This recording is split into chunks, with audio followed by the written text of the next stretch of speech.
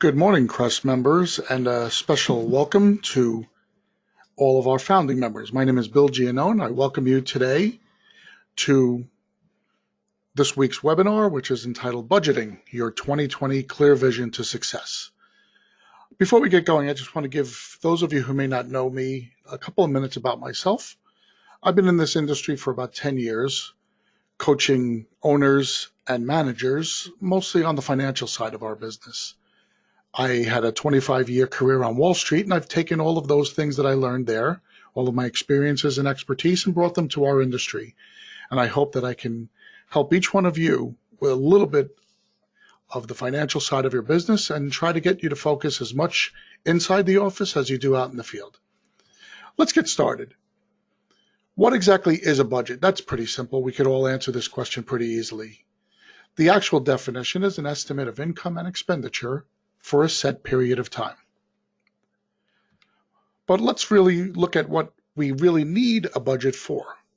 The budget is our financial plan for our defined period. Normally, most people make budgets for a year. I've worked with clients over the years who have 5-year budgets, 3-year budgets, but most of us make a budget year to year. It's just the easiest way for us to keep track of things. It's a finite period.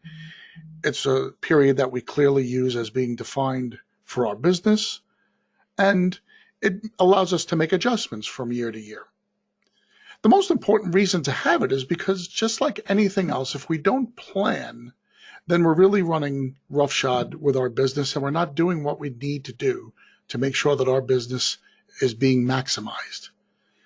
On the bottom, you'll see it says, if you fail to plan, then you plan to fail. And we've heard that before from a lot of these self-help gurus, but it really is true that if we do fail to plan, we are setting ourselves up for the least amount of success. Here's why we really need to plan. We've all seen this as well. Some of us might have this hanging up on our walls, or it might be a mantra that we use in our offices, but we really have to believe it. They're not just words. We all have dreams. We all want to be a big company. We all want to grow our company. We all want to be successful. But unless we give them specific timelines, they're nothing more than dreams. But once we give them a timeline and once we give them a date for success, as I call them, we can then call them goals. Now we break those goals down into specific steps. We get from point A to point Z through a process. That process becomes our plan. But a plan backed by actions becomes reality. So the only way to take a dream and make it into reality is by having a very set plan. So let's go back and let's see. A budget is your financial plan. It's a way for you to use the dollars you have available to you to their greatest, and a way for you to maximize the ability of your company to function. We all know this innately. We all have this in our gut. But how many of us operate without a budget? How many of us just sit there and say, well, I've been going well for a bunch of years, and I don't really have to do a budget? How many of us run our lives without a budget? We just basically spend and spend and spend and don't calculate how much we have coming in as opposed to how much has to go out. I would venture to say very few of us live without a budget in our practical lives, but in our business lives, it's totally the opposite. I've run into so many clients throughout the years who have no clue how to budget and have no desire to budget. I hear this all the time from my clients. I don't need a budget because I'm always close at the end of the year. Well, if you're always close at the end of the year, it could be one of two things. Number one, it could be what they call a self-fulfilling prophecy. You'll allow yourself to always be close because you don't have an expectation other than what you thought would happen. So you're allowing those thoughts to become a reality instead of any kind of certified plan. You're not being held to accountability, so you're allowing yourself to just adjust what happens in the company. I'm sure many of us have a great beginning of the year, a solid middle of the year, and a very quiet end of the year.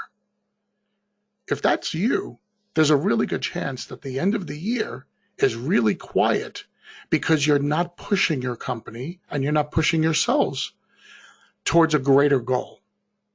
The second reason why this could always be a self-fulfilling prophecy is because we may be setting our expectations so low. We might be underutilizing our cash, underutilizing our equipment, and underutilizing our personnel.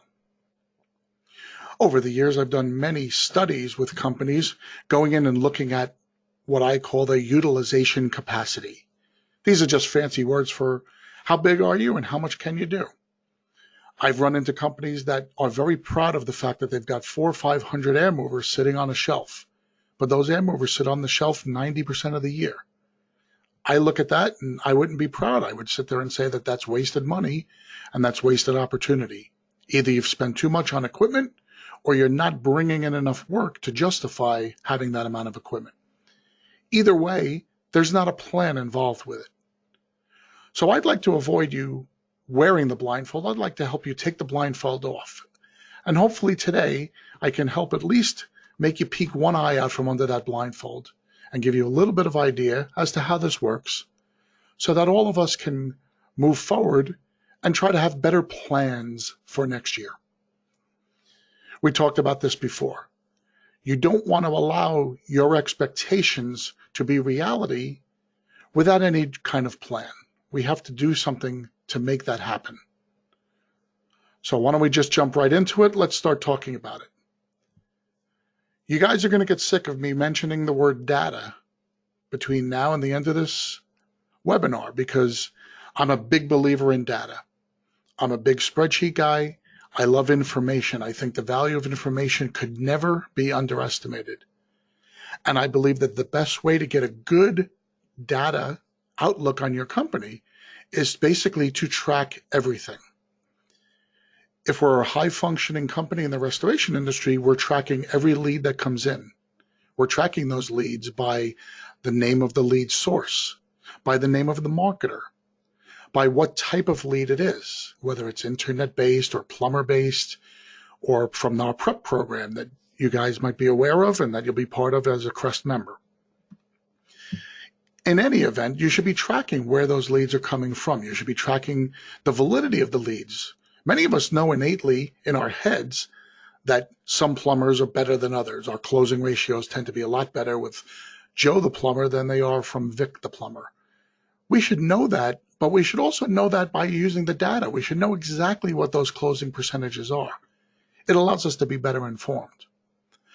Going from the leads to the closings, we should know to the 0.1% what our closing ratios are.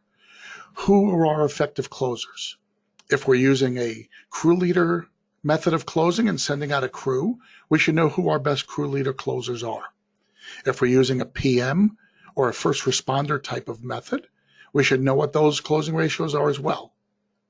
Obviously, if we're planning properly, anybody going out to speak to a client or a potential customer should have a script and they should know exactly how to speak and how to represent your company. But all of that is found out through the proper collection and analyzation of data.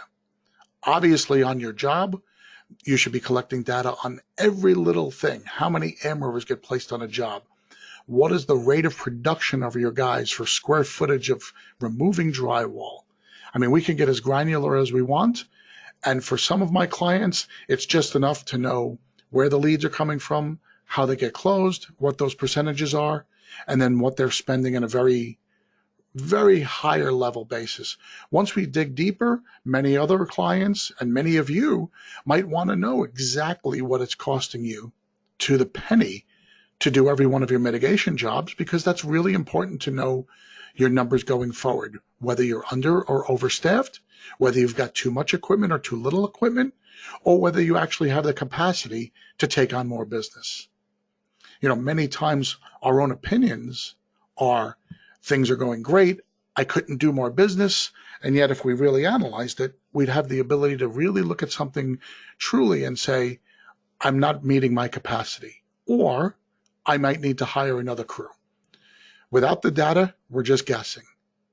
We can feel one way, and how many times has this happened to you guys?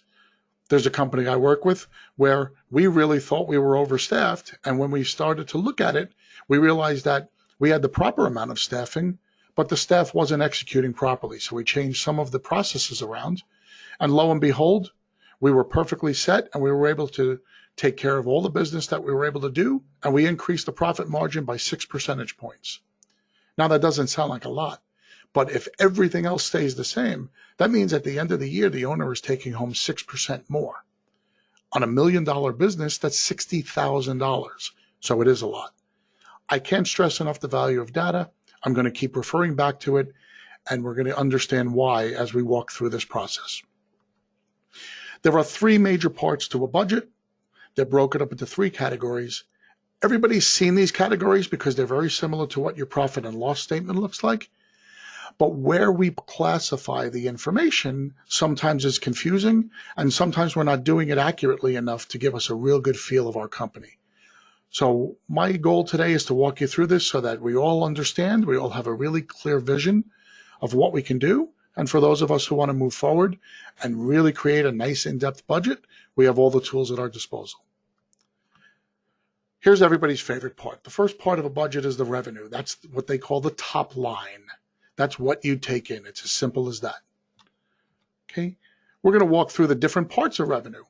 It's not enough, guys, for you to just put one line that says income or one line that says revenue. We really need to break down the different sources of revenue so that we understand where our work is coming from, we understand how we're getting the work, and we understand what I call a business blend. Most of us don't just do residential water damage, which is the first category here. But for just about all of us, this is our primary revenue source. So we always list it first. But it's not enough to just say revenue, because we want to know how much money is coming from water damage as opposed to mold. For those of us who do remediation, that should be a separate category. Chances are we're devoting separate resources to marketing for the mold. Chances are we're using different crews, different tools, different equipment. We might want to be able to separate those. So let's classify them separately. And again, as we're collecting more data, you'll understand why it's very important to have all of this at your disposal. Other revenue categories might be restorative services. Even if you're not doing full-blown restoration or repairs, a lot of us will lift carpet, pull pad, and then we'll put the pad back in and relay the carpet. Some of us will do some flood cuts or some cavity drying holes, and we'll fill those back in and put the base back on. So restorative services, that portion of our claim or that portion of our invoice should be listed separately so we have an idea of what that revenue product is. Reconstruction, if we're doing full-blown reconstruction, many clients, and I recommend you do this, if they're simple putbacks, list them separately than your larger reconstruction services, especially those that would require permits. Because once you get involved with permits, you're involved with a lot of subcontract work and you have a totally different expectation of profit margins. So please list those separately if you are a company that does that large enough work. Commercial mitigation. As a CREST member, you're obviously at least interested in getting involved in commercial restoration. I highly recommend you separate out your commercial restoration and revenue from all other sources of revenue. Number one, it helps you to determine whether or not your membership in the CREST network is bringing in the desired revenue and the desired expectations that you had when you joined. But more than that, it's very important for you as a businessman to differentiate between commercial and residential, because all of your efforts for marketing, response, and even profitability are going to be defined by that type of work. So I really stress that you have a differing category for that work. Other is a catch-all. If you happen to do carpet cleaning, if you happen to do contents, you can have separate categories for those. If you just do a very sparing amount, if you do board ups as a very spare, small part of your business, we don't really need as much data on the ones that aren't really viable parts of your business and they just might be throw-ins. So we'll leave that as an other. Final category I have listed here would be discounts applied. Very important. On the revenue, you want to make sure you have all the money that you take in. But if after you have invoiced a client, you decide for whatever reason to give a discount to that client, maybe there are issues that came up on the project and you want to give a discount. Maybe something happened where there was a piece of furniture broken during a moving or a pack out and you might need to give a credit. Maybe you just said you want to give a quick pay discount. You have all those options. But once you've invoiced, you really shouldn't be adjusting that invoice number in the water damage categories or in the restorative categories. So a discount would be a post-invoice credit that you give. You reflect it here because you don't want to have that number show up as revenue and then give a credit somewhere else below. So we're going to show it here so that our top line number reflects the amount of actual dollars that came in. Hope everybody understands that, but that's how kind of we do it here. The discounts applied will always be a negative number. All the other numbers will be a positive number. It's very simple. We just take all of those categories, we add them together, and that gives us our revenue number. Moving on to the second category. This category is called cost of goods sold. These are the direct costs of executing your work. Now, in all of my years in this industry and in consulting in other industries and in my time on Wall Street, for most business owners, this is the most confusing part of a budget and of a profit and loss statement. What ends up happening here is many times owners or even their financial support staff do not properly classify the cost of goods sold. They may not understand what's a direct cost versus an indirect cost of operating the business. And we tend to classify most of our expenses in a different way. Let me list through some of these cost of goods sold categories for you so you'll understand. There are quite a few. Things like a customer allowance. If we're doing reconstruction and we tell the customer, you've got X number of dollars to pick out your floors, and we don't expend that money ourselves, but we give the customer an allowance to do so, we put that in a category called customer allowance. We have a typo here. Environmental testing would be if we had to hire a third party to come in and do any kind of asbestos, mold, lead testing, industrial hygienists, anybody who would come in and do any kind of testing for us, that is a direct cost.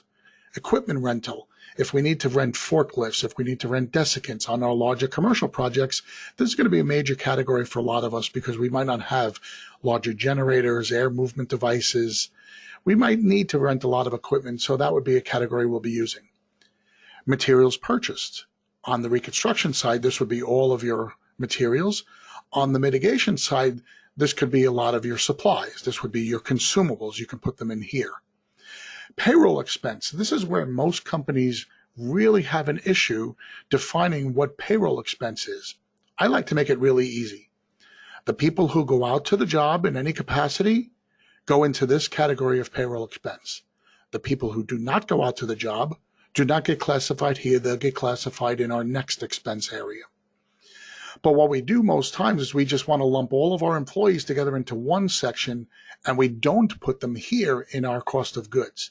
It's really important for you, if you want to get an accurate calculation of what it's really costing you to do your work, to make sure that you categorize all of your employees that are on the projects that are doing work, that they're classified specifically to be part of your cost of goods. Very important. The next step will be permits. If you're doing any kind of work that requires permits or licenses, that's a separate category. Those are direct expenses again. Referral fees. This would be where if you are on a plumber program and you're giving referral fees out, if you have any kind of commissions that you're paying to employees, this is where you would capture those expenses. Subcontractor expenses. We spoke before about equipment rental, but if you're doing larger work, even if it's larger commercial mitigation, a lot of times you might be bringing in people to help you out on that project. You might bring in roofers to help secure the roof. You might be bringing in plumbers and electricians on larger projects to help you with the demolition of certain projects. Any subcontractors you would think about bringing on, they would get classified here. Utilities for projects. Yes, there are times when you need to buy fuel for generators or your equipment. You might have a portable generator and you need to put fuel into it. You might even have a T-pole up on a reconstruction project and you have to pay that utility bill for the time of the reconstruction. You would classify those as costs here as well. And finally, waste disposal, dumpsters, any kind of trash that we have to spend to get removed off of the property or from our premises would be classified here. Let's take a second to stay here and let's understand what exactly all of these costs are. If you look at all of the different items I have listed here, these 10 different major categories, each one of them are costs that are incurred only because we have a project. I want to repeat that. These are costs that we incur as a direct result of executing the project. If I'm missing something here that you can think of that's a direct cost of executing the project, you should create its own category and place it here in cost of goods sold. It's really important to do this because a lot of times we hear these crazy numbers thrown around about what's my profit margin? How well am I doing my mitigation work? And we hear crazy numbers. Oh, I do it at 80, 85%. I make a 90% profit on my water. Well, I know a client that I've worked with in the past that has a 91% profit margin on their water work. And it sounds really impressive until you drill down and understand that none of the materials and none of the labor was captured in that 9% of expense. Once we move those numbers around a little bit, his percentage comes much more back into the national line. His percentage moved to about 72%. Most companies that are doing non-program work can do residential water restoration at between 70 and 75% gross profit. And we're going to get to gross profit in the next slide. What you can't do is you can't just say I'm doing it at 80% and not capture all these costs. You have to be fair and you have to be honest to yourself. Because at the end of the day, you're just fooling yourself. And that's the last thing we would want anybody to do when we're operating a business. So let's capture all of our costs accurately in the cost of goods sold. And if we find out we're only operating at a 60% profit, then that's okay. Now we know that there are things we have to work on, which would probably be better employee operations, making sure that their rate of production is up. Our purchasing might need to be looked at, where we might be purchasing our products or our supplies for too high a cost, and we have to find ways to do that. We might be paying out referral fees that are in excess of what we can afford to do. Or there might just be some subcontractor expense that if we found other subcontractors or if we brought some of the work in-house where we could absorb some of that additional cost, and we can just tweak around and get ourselves within that 70 to 75% range. I said we were going to get to gross profit. I used that term before. This is a number that's really important for a business, but it's not the only number that matters. Gross profit, by definition, is the amount you get to keep after your job costs are deducted. So very simple. Average water loss in the Atlanta, Georgia area where I currently am is about $4,200. If you're doing a really, really good job executing your business plan, you might be able to get that up to $4,500, $4,600. Some companies that are really, really great at execution can bill as high as $5,000, depending on the type of scenario. But let's just call it $4,200. For ease of sake, we'll do $4,000. And if we only cost $1,000 to do our work, we've spent $1,000 and we took in $4,000. So our profit, gross profit, would be 75% or $3,000. Now, obviously, we don't put that in the bank and then run away and take a nice trip for the weekend with that $3,000 because we have to use that for other things within our company, all those other expenses we've yet to talk about. But just understand that the gross profit is really important. I've given you an example here of what a good target gross profit margin for your commercial restoration should be. Commercials should be able to execute at a top end of 70% profit. For every dollar you take in commercial, you should be able to spend 30 cents. Now, the larger the project and the more subcontractors you need to use, that percentage is going to go down. I wouldn't make it my goal for every project to make 70%. But for the smaller projects, the $20,000, $30,000 commercial projects, if you're working in a doctor's office or an assisted living center and it's a limited loss and your loss is about $20,000 or $30,000, you should be able to expect a 70% profit margin on that. For commercial, this should be your bottom line target. You should target, for residential. I keep tripping myself up. I apologize. For residential, you should be targeting a 70% minimum profit margin. Your goal, hopefully, is to try to get closer to 75%. But a 70% profit for your residential water should be your minor minimum amount profit. Okay? That's what we're going to need to move on to the next part. And the next part we're all familiar with. These are our fixed expenses. These are company expenditures not dependent on a specific project. We talk about these all the time. Our fixed expenses by company to company vary greatly, but in most cases, your fixed expenses are going to be more than half of your revenue. Okay, I'll say it again. We haven't even talked about each individual category, but for most of us, our fixed expenses are more than half of our revenue. Something very unique about restoration companies is we tend to have higher fixed expenses than most other companies. For instance, if you're in the restaurant industry, a third of your costs are generally expended for the food. Another third of your costs are usually expended for the wait staff and the cooks. So 2/3 of your cost I would consider to be direct cost or cost of goods. That last third encompasses your overhead, your utilities, the actual rent on the building, the equipment, things like that. So you can see where their fixed expense number is so much lower than our industry. The unique reasons why our industry has higher fixed expenses go to the fact of what we do for a living. We have to have a warehouse. We have to have trucks. We have to have equipment, and we have to have supplies. And we have to have all of those things at the ready at 2 a.m. when we get that emergency call from Mrs. Smith. The nature of our business makes us have all of that. So because we need to have all of that, we tend to need to have spaces larger than our revenue would dictate to be able to store all of that. Just think about this.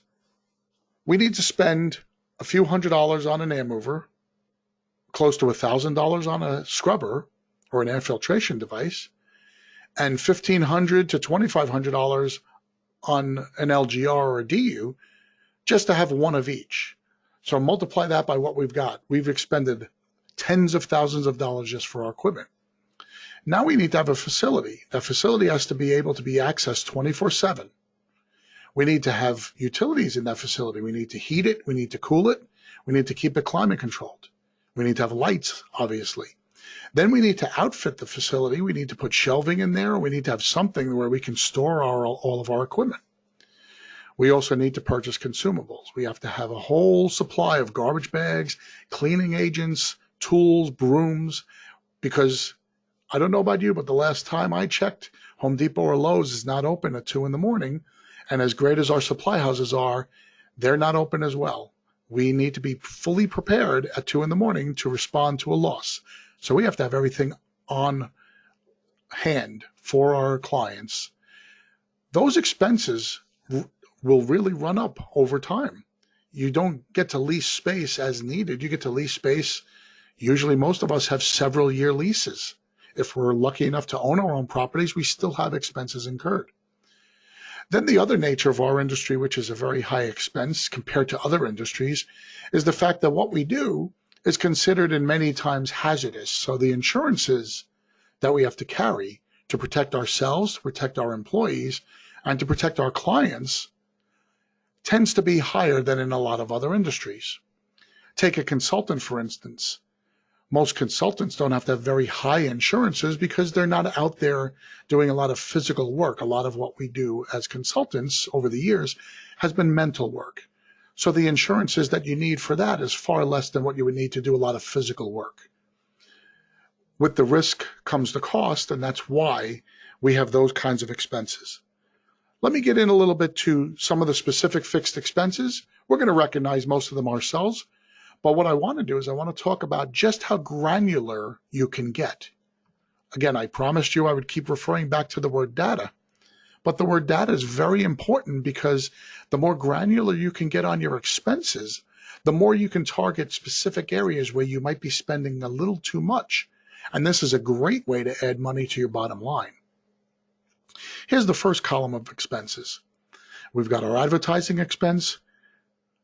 That we obviously know what it is. We've got our auto expenses. This would be if we're leasing vehicles, if we're doing any kind of financing, or if we've paid off our vehicles, that's fine. But any kind of expenses, fuel, if we're doing other things, general maintenance, I'll put in a different category, but our vehicle fuel, I'll put here in our auto expense.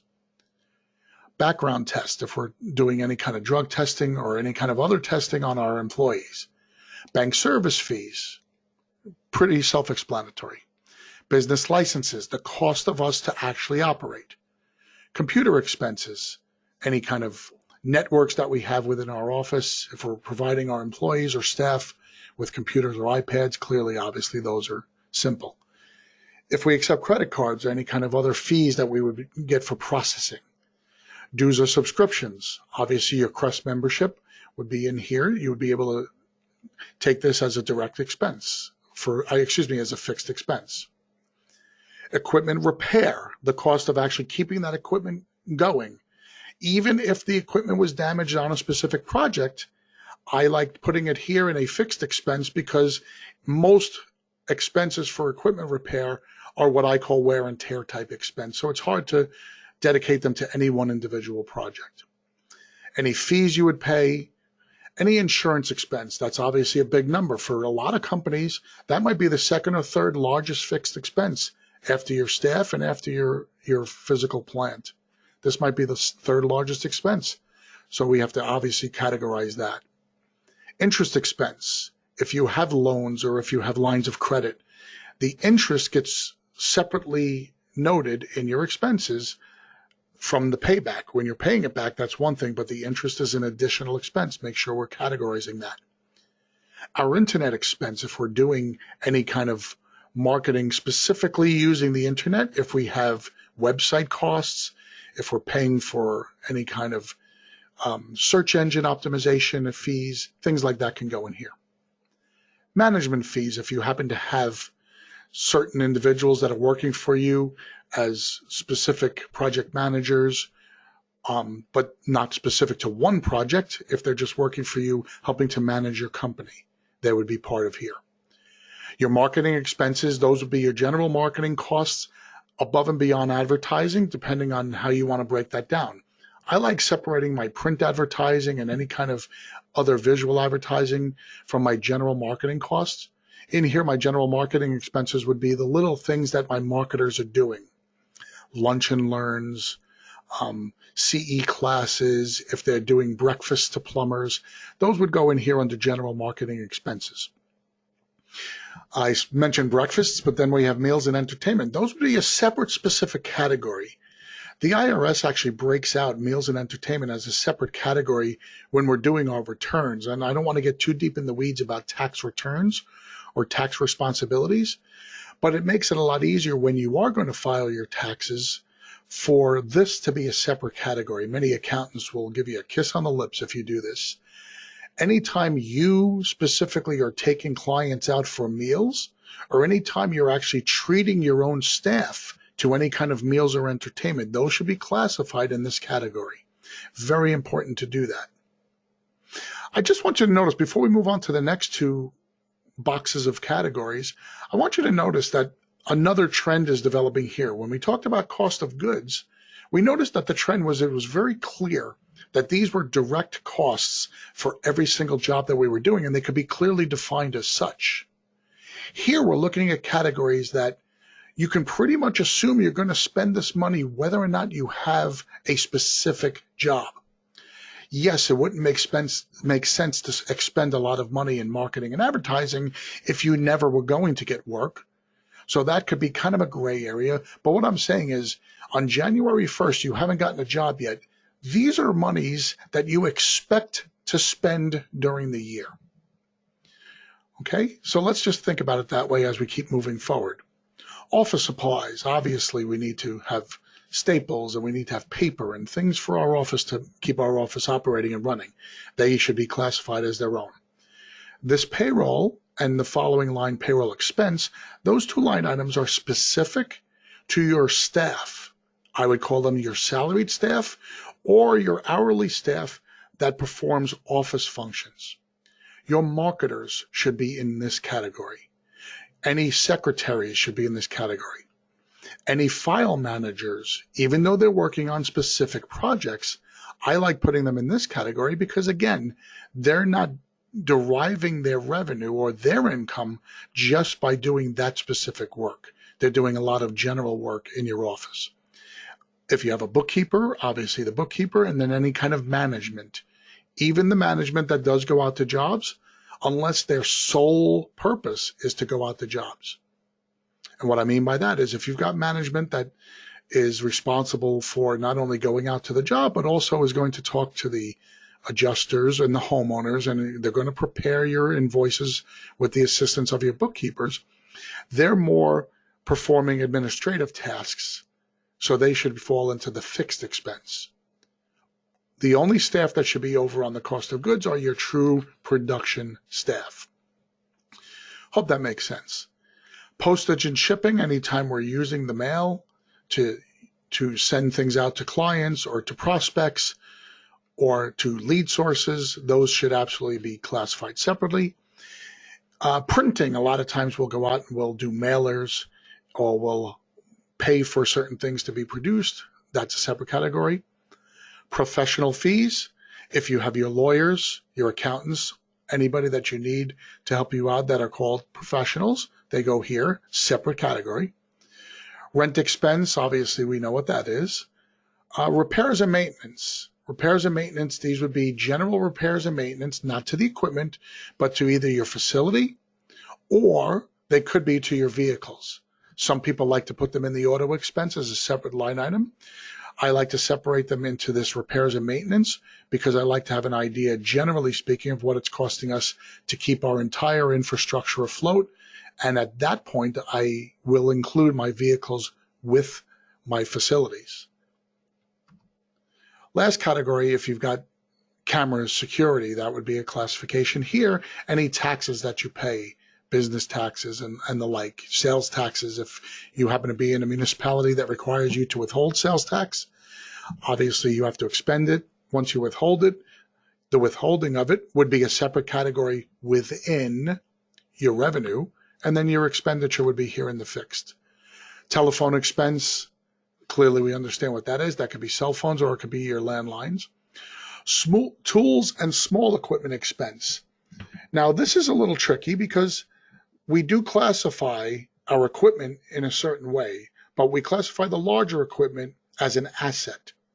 Usually if we own fans, air movers, axials, DUs, all the way up to desiccants generators, that's all major equipment. That's an asset to the company. When we buy shovels, when we buy brooms, when we buy rakes, that's not technically an asset. That's technically a tool. So if we're buying them, we really don't have a way to classify them on our books. And I know I'm getting into a little bit of accounting here, but it's really important to understand this. I want to know how much of that I'm burning through. I really consider my tools, my smaller equipment and my tools to be more of a consumable than I do a piece of equipment. I assume an air mover is going to last several years if I take care of it. I don't assume a shovel can last several years no matter how well I take care of it. It's just the wear and tear on the job is going to take its toll. So I want to be able to categorize all of these expenditures as one small category. To me, that's really important to do. It gives me a really good idea of what I'm spending over the course of the year. Training and education, if you're sending people out for your ISCRC classifications, your S500s, if you've attended classes of Dick Wagner or myself over the years, that would be continuing education. You would classify that expense here. Travel expense, if you have to go out and travel to conventions, things like that, that actual travel expense should be expended on the separate line. Uniforms for our staff, obviously that makes sense. We're classifying what we're spending for shirts and the different things for our employees. Once again, those are not things that can last for a long time, so those are expenses. And finally, the utilities for our facility. Once again, just to reiterate, all of these expenses are things that you're anticipating that you're going to spend over the course of the year. We'll take one more minute to take a look at this list. And again, we've got, over 30 different categories of fixed expenses. That's a lot of thought and it's a lot of input if we're going to start creating a budget as to try to break out our expenditures. I don't want you to look at this and get scared away or just get overwhelmed and say, that's just too crazy, that's just too much. Trust me, if you guys took a look at your data that's in your QuickBooks or that's in your budgeting programs right now, It's in there. You're just doing it backwards. You're waiting until you expend it to look at it. All we're saying is look at it now, and then let's try to put something together for next year. The net profit is what you get to keep after all of that. Now, I know this sounds crazy, but if you're a highly functioning company in our industry, at the end of all of that, you're keeping 15 to 20%. If you're keeping 15 to 20% at the end as your net profit, you are a very highly functioning company. Unfortunately, many years ago, R&R Magazine it might have been R&R or CleanFacts, did a survey of members, and it was a very sad commentary because over 90% of the respondents said that at the end of the year, their net profit fell between 0 and 5% of their revenue. So that's a very sobering number, but that number is also a wake-up call to all of us. We should all take that as an understanding that the vast majority of them admitted that they did not know their numbers going into the year. And I'm not saying that once you know your numbers, it automatically turns into 15 to 20%. I'm just telling you that information is the key. So we'll finish up this morning's webinar on how do we build our budget. It's really simple. Just do the work. It's a 3-step process. I'll help walk you through it real simple, but you have to do the work. You have to be willing to sit down, and most of us hate numbers. I'm a numbers junkie. I love spreadsheets. I've got several screens on my computer, and I've got them open with Excel spreadsheets all the time. And I love them. I love data. I understand if you're the type that doesn't like data. Remember, I've been working here in this industry for 10 years, helping clients all over the country in their office.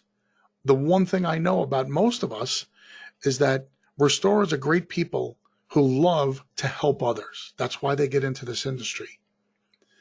But the other fact that goes along with that is they tend not to be numbers people. Numbers people are not really good with others. They're not really looking to be out there helping others. We kind of like being in our offices looking at our screens, and that's great. But we have to at least be able to give that owner who wants to be out with others the tools to understand how to make that a little bit better for them. Okay?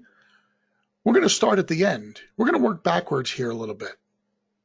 The easiest thing for us to do is to concentrate on our fixed expenses, because we know what we spend depending on what type of method of accounting you use. If you're using a checkbook method of accounting where you're just keeping track of everything that you spend and everybody you're writing checks out to, that's fine. If you're a higher level accounting type person and you're using what they call accrual, where you're counting the bills that come in and the invoices that go out and not just the cash, that's fine. We still have an understanding as we're operating our business as to how we capture those numbers. So we know what those numbers are really easy. Okay? So here's how we do that. Just before we get onto the revenue, just look at your numbers. Look at what you're paying in rent. We pretty much know what we're going to spend in rent next year. Let's look at our utilities. We pretty much know what that's going to be.